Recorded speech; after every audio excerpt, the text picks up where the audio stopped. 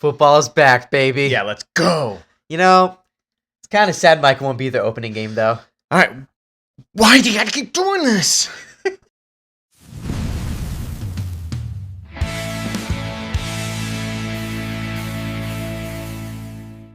Glory be to Jesus Christ. Glory forever. Welcome to Dynamite Duo Sports, a podcast where we break down the NFL's biggest storylines with the facts and just enough caution to avoid getting hit by a Philadelphia Eagles fan. I'm Giuseppe. I'm Antonios. And today we are going to be making our predictions for week 1 of the NFL season. Football is back! Let's go.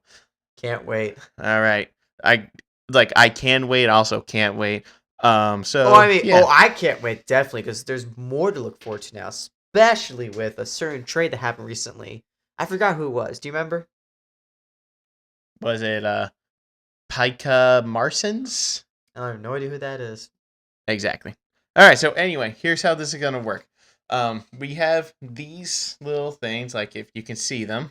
Mine's a blue and black, and then Tony's is green and gold, since apparently he's either a Packers fan or a Titans fan. Nobody knows. So there's a T for Titans, and then there's green and yellow for Packers. So there you go. So anyway, so what we're going to do, we're going to break down like the things that happen in the offseason for the teams, and then we're going to make our game picks. So to start us off, we got the Dallas Cowboys taking on the Philadelphia Eagles. Opening night. Let's go. Cowboys. Let's go. Wow. Micah Parsons. So excited. Oh, that's the guy. Yeah. Not longer on the team. We have a new head coach. What would have been entertaining has now turned to a can it be entertaining? Yes. So basically what that means is either the defensive end redrafted in the second round is either a superstar or our defense might get run over the whole night. So basically, and also Dak Prescott with CeeDee Lamb and George Pickens, are they going to be a great duo? This is going to be quite a test for them. Or, like most of the times when the Steelers get rid of some of their players, they end up being washed. Anyway. Juju, and other players that they have released that once they released them, like Claypool and all them, they just Chase Claypool weren't the same. Okay, anyway, getting off track. Then we also have the Philadelphia Eagles, who won the Super Bowl. So, all's fine and dandy in Philly. So, and they basically have returned all their core pieces to their team. The slight injury concern for, I forget who it is that got hurt. I think it was Landon Dickerson, who had some issue with his leg. And I believe he is going to be a go for the season opener. We may or may not. We do not know. So, anyway, on a count of 3, we will make our game picks. 3, 2, 1. Cowboys. Eagles. Now, the only reason I am picking the Cowboys is because they're who I'm rooting for. So, yeah, so you have to live with that. You don't have to be delusional, though. Well, I mean, I could see that there could be a path to victory, but it's a very, very, we had to score 40 points type of way, but that's the only way I see it happening. Yeah. All right. So now the next game, Friday night, free on YouTube. How about that? We got the Chargers versus the Kansas City That's very Chiefs. nice of you, NFL. Thank you. Thank you very much. Yes, and go watch it with Tom Grossi on YouTube. That's what we recommend. Tom Grossi's great. At Tom Grossi. I recommend watching it with him. So, big thing about the Chiefs is the big move they did, I feel like for most people, is in the draft, they got an offensive lineman who should have been picked earlier. But he was injured in college. He was injured in college, but if he stays healthy, he's going to be really good. So that's one of the biggest moves the Chiefs have done this offseason.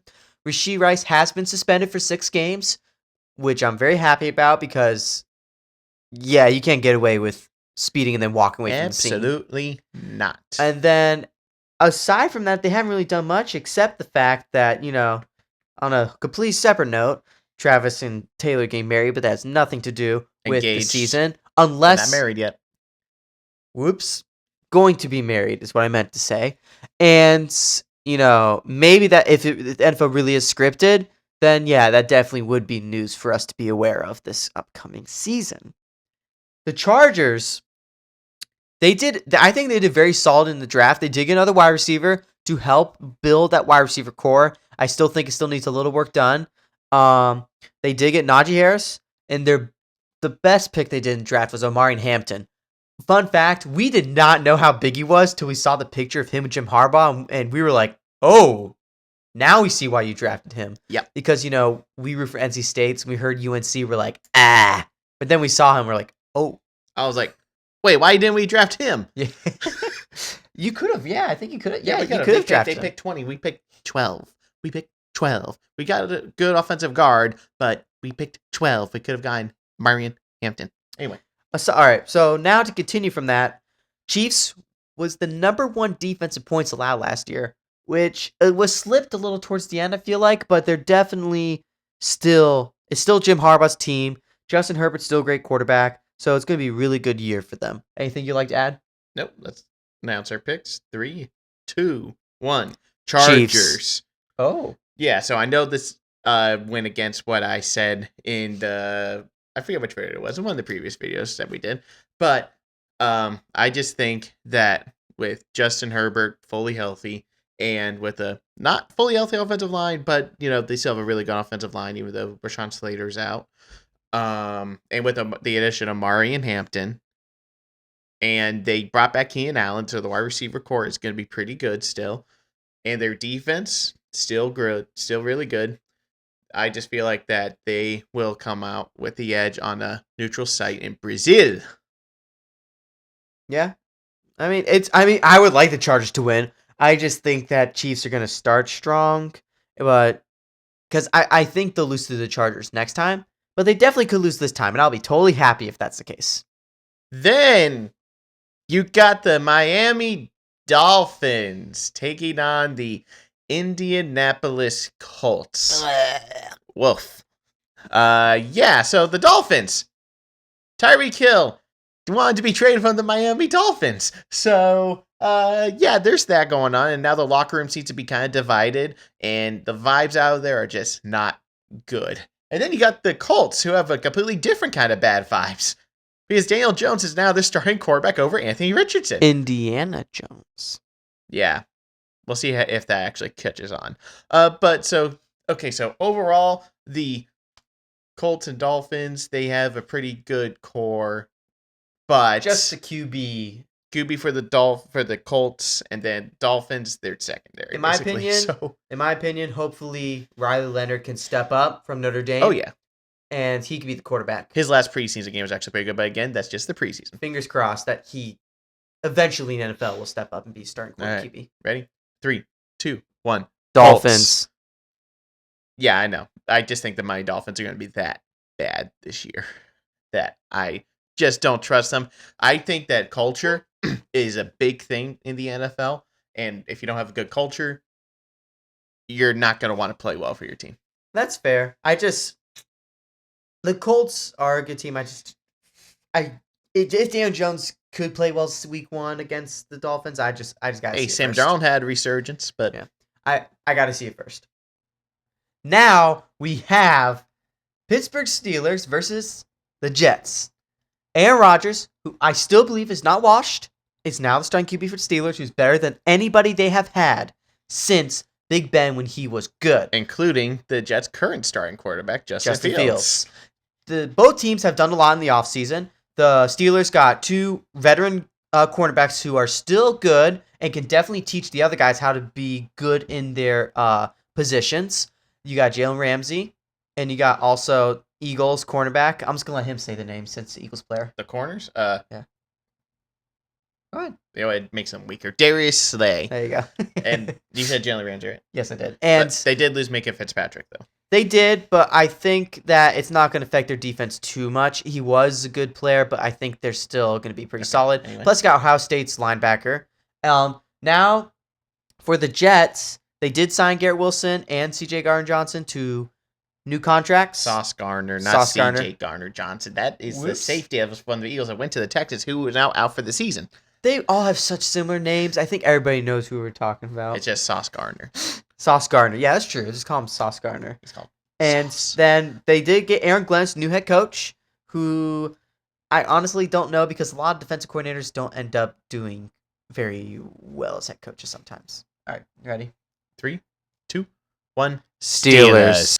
Then we got the Carolina Panthers, our local team, technically, since we're in North Carolina, taking on the Jacksonville Jaguars. The Panthers.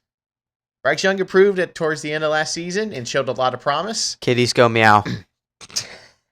Yeah, for both teams of this No, game. literally. That's why I said it.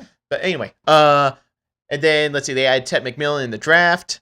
Good wide receiver. Hopefully their JC Horn can stay healthy for them on the defensive side, which they actually paid him a lot of money. Actually, I don't know why they paid him because he's been injured like every season except for like his first season. So hope good luck there. But anyway, and then you got the Jaguars. Trevor Lawrence got a new head coach. Duval. Yeah. Yeah, I think he needs to learn from Travis Hunter how to actually say it. That's true. Anyway, and then let's see. And speaking of, they added Travis Hunter, like he just said. That could be a really good thing, or it could be like a really meh decision. I think he's a really good player. It's just he could be injury prone because of his size. Right. So yeah, so we'll see how that goes for them, and hopefully it works out because I do like Travis Hunter personally. I think he's a really good player. Yeah. Ready? You ready? 3, 2, 1. Panthers. Yeah. Enough said. Panthers could be a dark horse team this year. Just saying. Absolutely. All right, so now we got the Saints and the Cardinals. Boring game, but give me the Cardinals. I don't think we even have to talk about it. Well, actually, I kind of like the Saints in this one. What? Purely out of distrust for Kyler Murray.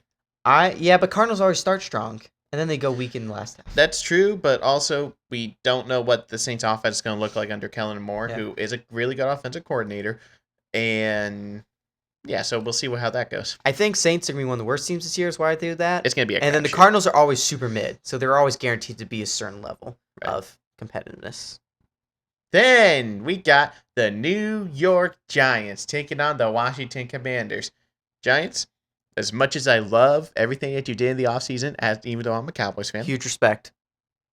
Besides Russell Wilson, you're starting him Sunday. And that is the biggest mistake you guys are making right now. Give me the Commanders. Yep, I agree. Like, literally what he said, I agree with. Plus, if Debo is like what he used to be, where bad year, good year, bad year, good year, this will be his good year. So who knows? Yep, we'll see. All right, so now we got what's going to be a really good game, the Buccaneers and the Falcons.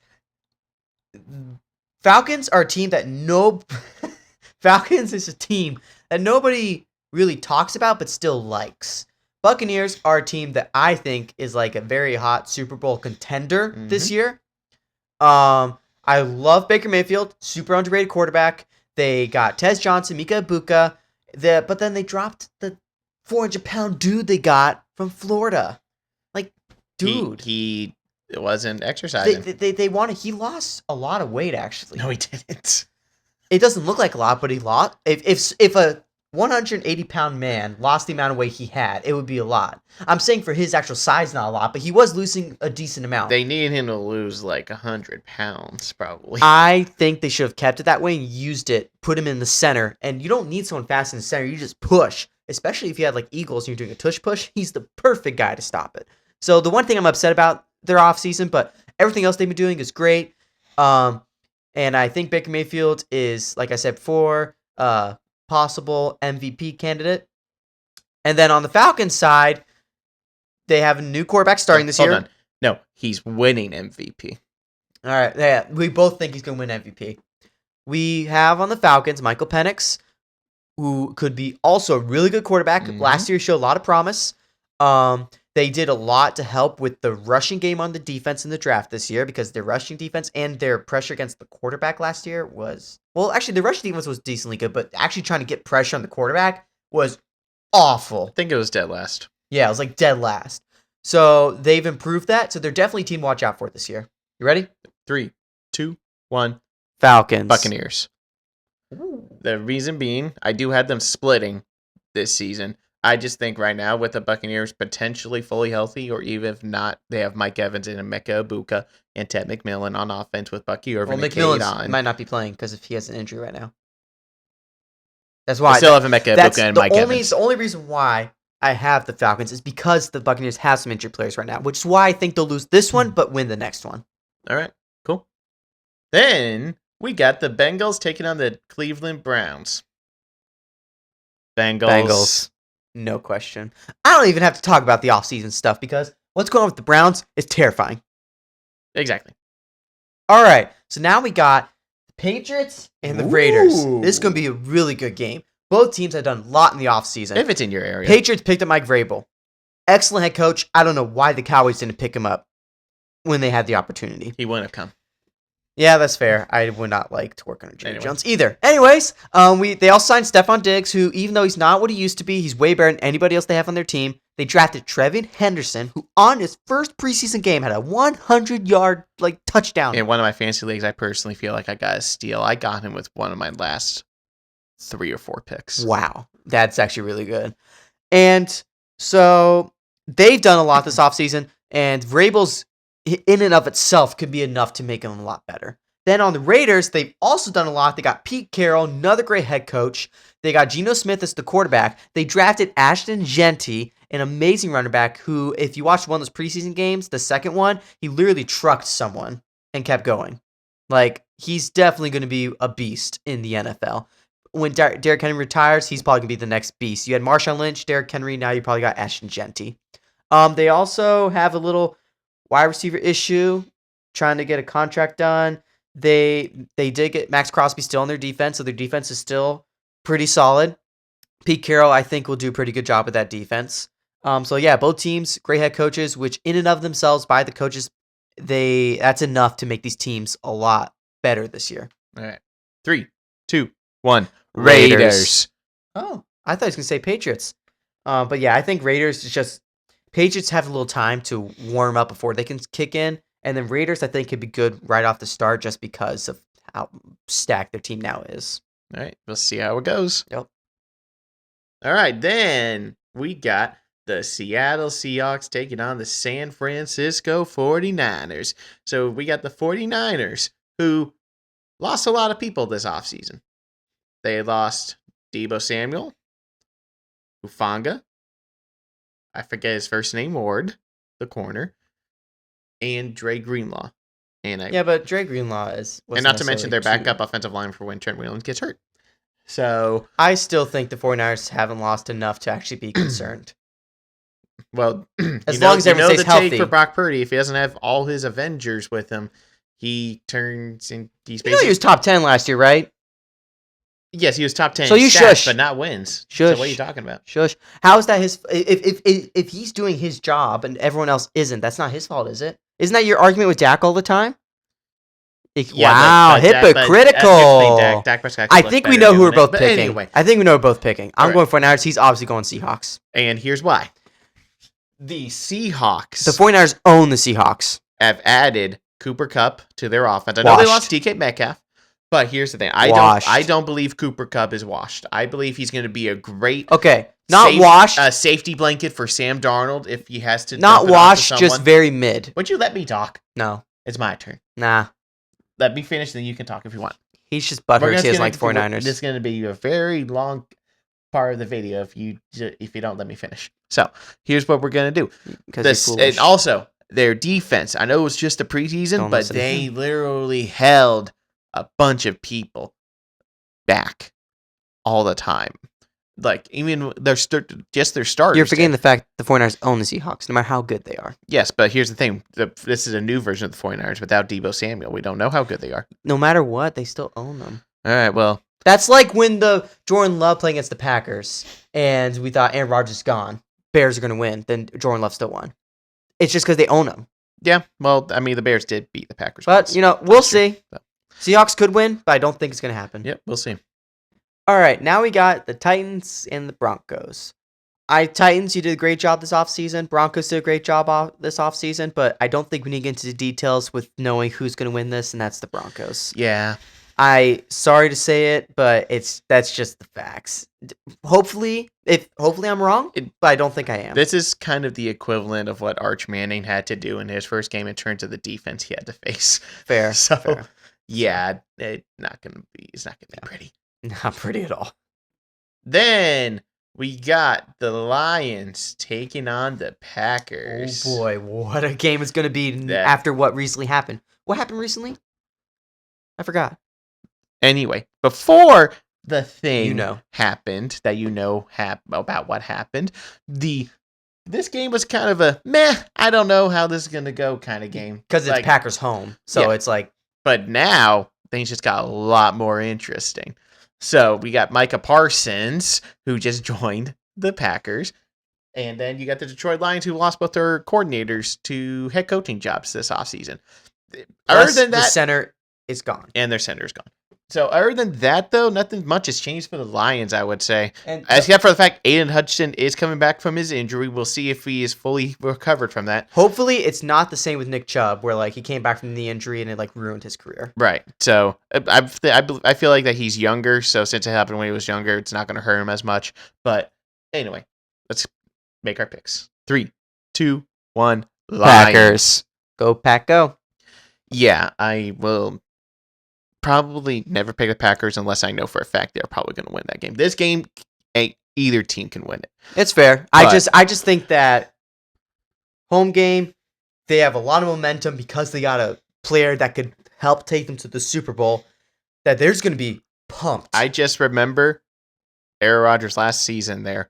Aaron Rodgers and the Packers win and they're in. The Lions could have been in, but the Seahawks won a game or lost again. I forget what it was, but they were eliminated before they played that day. But they still went out there and said, well, if we're not going, you're not going to, in Lambeau Field. So that I believe, Lambeau Field, I don't think it matters to the Lions. He's like living in past memories like most Cowboys do to try and feel confident about picks or choices. Regardless, should be a great game to watch. I believe it's America's Game of the Week on Fox. No, it's on CBS, actually. Sorry. So, yeah, that should be a great game. Have fun with it. Now we have another really good game. We got the Texans and the Rams. The Texans, they've done a lot of good things the offseason, but where's your O-line? Like, where? Maybe I missed it, but I didn't see them getting anything to prove the O-line. St. Anthony, please come around. Our O-line is lost and cannot be found. And then on the other side, they got Devontae Adams. Boom. Devontae Adams, Puka Nacua with Matthew Stafford's quarterbacks as long as his back is fine, which I think it will be. Scary. Very scary to look at. Imagine they both got like 1,600 yards. That's like, just them two will give Matthew Stafford like 3,200 yards. That does not include the rest of the receivers he'll throw to. So a very scary team to look at this year. Their defense is improving, showing a lot of promise. And against that O-line, against the Texans, it's going to be really tough. Not to mention, I don't think Joe Mixon's going to be playing week 1 either, or for a couple weeks. So either Nick Chubb has got to step up to his prime, or it's going to be as much as I like the Texans, even though I am a Titans fan, as much as I like the Texans, it's going to be a really tough game. Yep. All right. 3, 2, 1. Rams. Sorry. If you win, it'll definitely change my whole perspective of how the Texans are going to be this year. Definitely. All right, now we got Sunday Night Football. NFL really spoiled us with these primetime games this year. You got the Baltimore Ravens taking on the Buffalo Bills. Let's go. Rematch of the divisional round where Mark Andrews dropped it, unlike Dez caught it. Anyway. Dez did not catch it. We watched a video recently. It popped. For all the Cowboys fans who might get angry at me. It popped, but it didn't hit the ground. Anyway, now hit the ground. We're not going there right now. Okay. So we got the Ravens. Mark Andrews dropped the ball to tie the game to potentially go to overtime.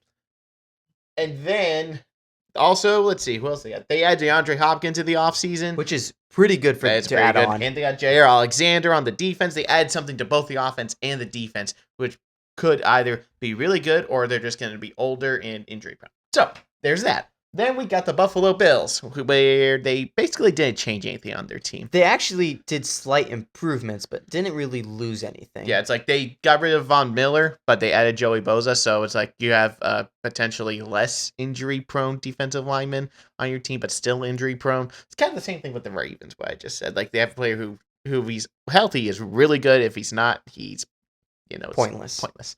And then the offense, they paid James Cook. Hey, look at that. They get Josh Allen a raise.